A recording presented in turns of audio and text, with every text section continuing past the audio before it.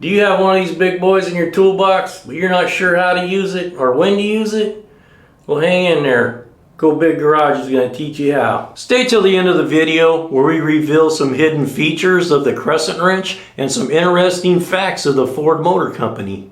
Vice grips are handy, but the Crescent wrench is the big boy of the toolbox. Crescent wrench, adjustable wrench, knuckle buster, whatever you want to call it, this is a very versatile tool that should be in your toolbox.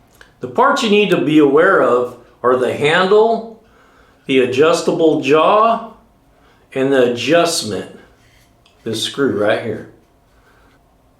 To adjust this wrench, you use this adjustable screw. Opens, closes. Typically you use your thumb. It's a thumb wheel that rotates open and closed. I'm going to use this nut to demonstrate how to use the wrench. If you put the wrench on and it's too small, you open it and then you close it.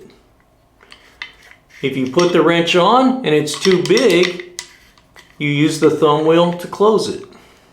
To accomplish the best amount of leverage, have your hand at the very end of the wrench when you're rotating it, either to tighten or to loose. Remember, righty-tighty, lefty-loosey. If you don't have one of these in your toolbox, check out the links below. We make a little bit on commission. It helps the channel, we appreciate it. Stay to the end of the video, we're going to show you what this hole is all about. And it's not to hang it on the wall. Bet you didn't know that. The Crescent Tool Company was founded in 1907 in Jamestown, New York by Carl Peterson, a Swedish immigrant. In 1927, the Crescent Tool Company thrived when the Ford Motor Company required one of these in each one of their Model Ts sold. Good job, Ford Motor Company.